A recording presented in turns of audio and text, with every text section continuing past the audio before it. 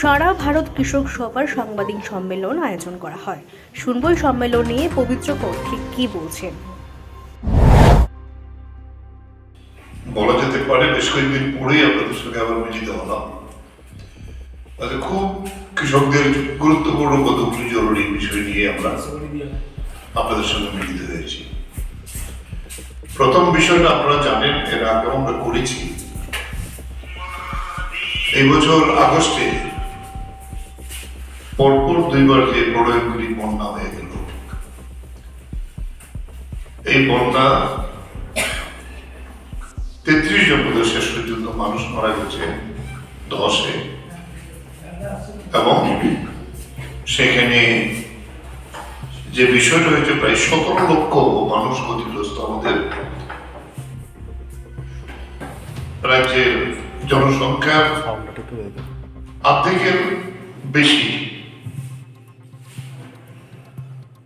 সেখানেই আমরা 4 লক্ষ মানুষ রিলিফ ক্যাম্পে ছিল, 369টি রিলিফ ক্যাম্প এর মধ্যে।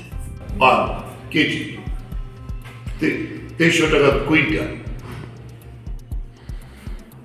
এই যে ফর্মুলা স্বীকার করেছে দেশের মধ্যে একমাত্র কেরালা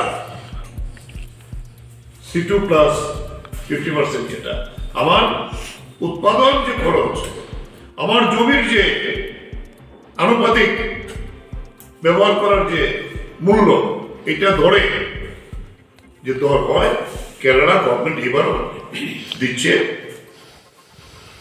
28 টাকা 20 পয়সা। এটাই আমরা দাবি করব।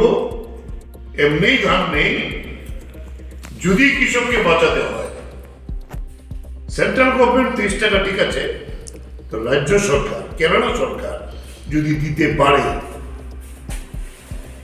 কেন ত্রিপুরা সরকার দেবে না?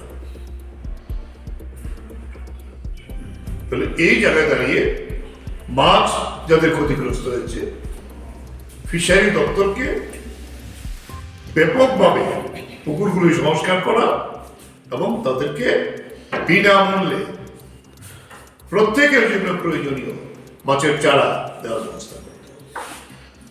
হর্টিকালচার এখন সিজন,